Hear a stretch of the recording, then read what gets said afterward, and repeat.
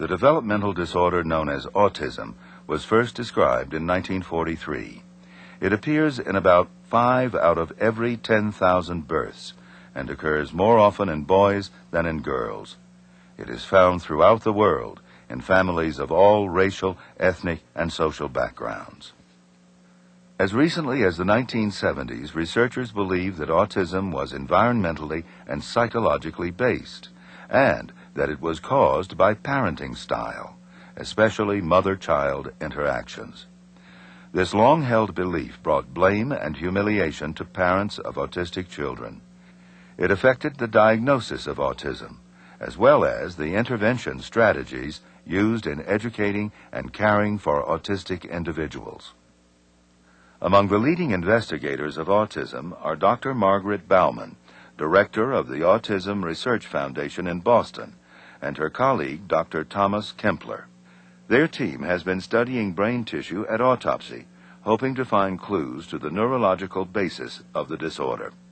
They compare tissue from people who suffered from autism with tissue from normal individuals. They have found some remarkable differences. Our research uses a technique called whole brain serial section, and this is a very old technique. It's also a fairly expensive technique and not very glitzy. Basically what we do is we take an entire brain and we embed it in something called celloidin, which firms it up, and it has to sit there about 8 to 10 months until it's hard enough for us to do something with, after which we section it in a very standardized protocol. And we can do this with an age and sex match control as well, so that all of the material that we get is processed identically. We then take that material and we use a comparison microscope, which is basically 2 microscopes next to each other connected by a bridge. And we then can take the same sections out of each brain, a normal and an age-matched autistic brain, and we can look at these identical sections side by side at the same field of view, the same magnification, and we can compare. And that's been extremely useful because I think without that technique we would never have found what we found. The brain findings here are very subtle, and they are not able to be picked up by more standard methods of looking at neuropathology. So while this is an old technique and an expensive technique, I think in this circumstance it's the only way that you can survey a brain when you don't know what you're looking for. We didn't have any idea what we were looking for when we started, and I think this is the only way that you can really survey a brain with any kind of comfort. By using the standardized technique, we've been able to identify 2 circuits within the brain. And by circuits, we mean that the abnormalities are not site-specific. That is to say, there are a number of sites that may be at different areas throughout the brain that are connected to each other and which talk back and forth to each other, if you will. Those 2 circuits include the limbic system, which is responsible for memory, learning, behavior, emotion, and the cerebellar circuit, which was in some ways more of a surprise to us at that time. The abnormalities have been found using this whole brain serial section technique, and the abnormalities consist of 2 different abnormalities, actually. The limbic system looks like a developmentally more immature system. It's not brain damage. There isn't cell loss there. In fact, the cells are too many, too small. There are more neurons than we would expect to see, and the ones that are there are too small. And it looks like the system of a much younger person, and not only in terms of the patient's chronological age, but in terms of the rest of the brain itself. The cerebellar circuits look a little bit different in that there are a number of cell populations that are missing. We're not clear whether or not those cell populations arrived at their designated site and then later disappeared, or whether they never arrived in the first place. But it's the population that helps us speculate about when this might have occurred in the prenatal period. So in some ways they're somewhat different, but they give us 2 pieces of information that I think are helpful. Dr. Bauman's research contradicts the theory that autism is a psychological disorder. Rather, it is associated with brain malfunction. This may be traced to a lack of normal neural growth and development during the prenatal period. This is not something that happens at birth. This is not something that happens because you were a bad mother. This is something that was pre-programmed sometime early in development prior to the end of the 2nd trimester. I don't think we're in a position at this point to say just when that happens or, in fact, what the cause is. But we at least can make some estimate about the timing. I just like them.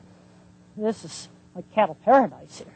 Growing up with autism doesn't necessarily mean that a person cannot achieve a high level of professional competence. In fact, for one person, it turned into an advantage. Meet Dr. Temple Grandin, a professor of animal sciences at Colorado State University. To Dr. Grandin.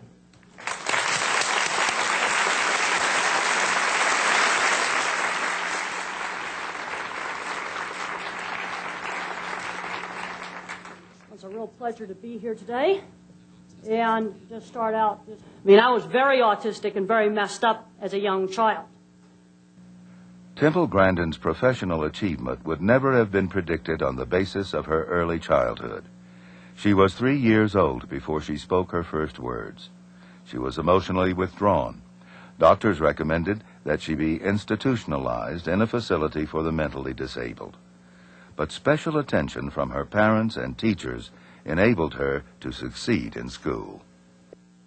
Well, the first thing was being put into a really good educational program by age 2.5. I can't emphasize enough the importance of early intervention in autism. I had about 20 to 25 hours a week in a small classroom. I also had a nanny that spent many hours a day playing games with me. It's very important to keep autistic children engaged with the world, because if you let them tune out, they're just going to go deeper into autism and deeper into all the sensory problems. Here in Canada, the two biggest plants in Alberta that process about half of all the feedlot cattle in Canada, they use systems I've designed. So when you go get a steak here in Canada, it's got a 50% probability that it's been through one of my systems. And I don't think that's doing too badly for somebody they thought was mentally retarded and they wanted to send me away to an institution. Unlike many autistics, Dr. Grandin has been able to overcome the barriers to social interaction. Her progression from social isolation to prominence in her field has been remarkable. It is due in part to her autism and the special way it enables her to view the world. I think totally in pictures. I don't have any language-based thought. Well, animals also would think in pictures. I think like videotapes in my head. And so it's easy for me to imagine what would it feel like to be a cow in a certain situation. This special ability to think in pictures allows her to perceive the world as an animal would. Her special affinity for cattle gives her a humane approach for designing cattle facilities.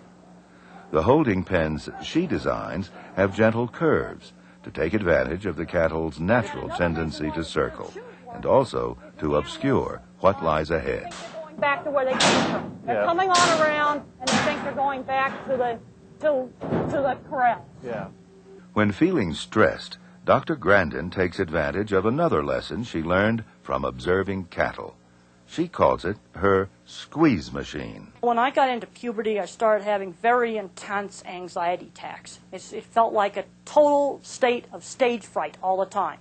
I once told a TV reporter, well, it'd be like first time you ever interviewed somebody really big and you were just so scared you just didn't know what to do. That's the way I felt all the time for absolutely no reason.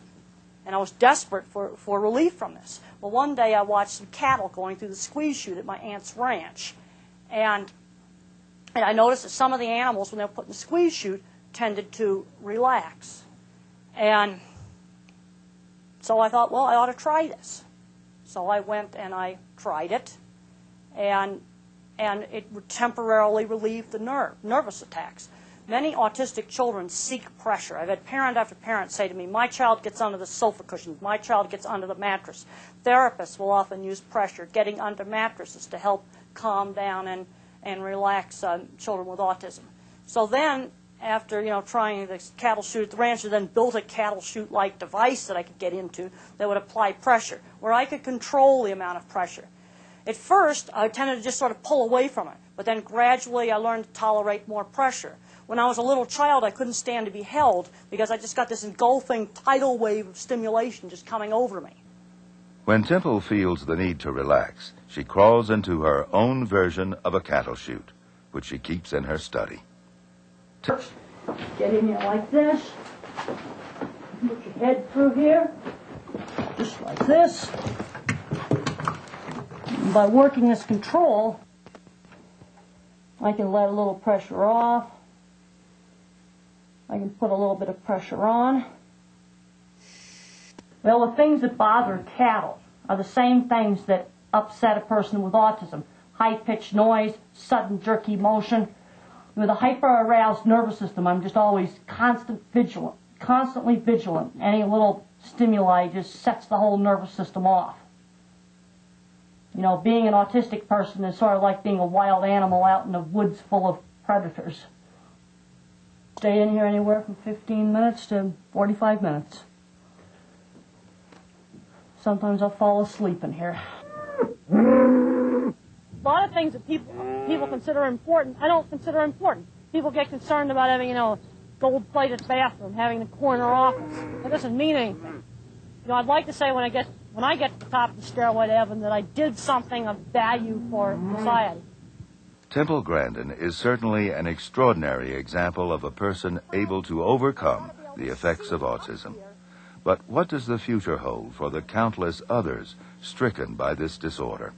There are many issues that remain to be investigated. I think the anatomy has allowed us to say, yes, there's something definitely wrong with these brains. We now know where that is, and we're comfortable that those findings are reasonably consistent from case to case.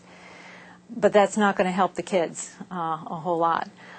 We need to be able to take it to the next step to find out what it is about these brains that is abnormal other than its structure. And in all probability, there is a neurochemical profile that goes along with this abnormal structure.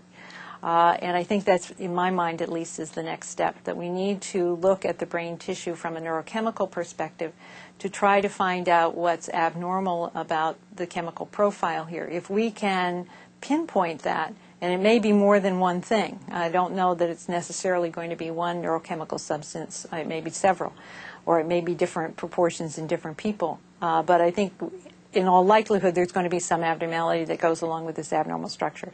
If we can do that, then we can think about some more specific treatments for these children.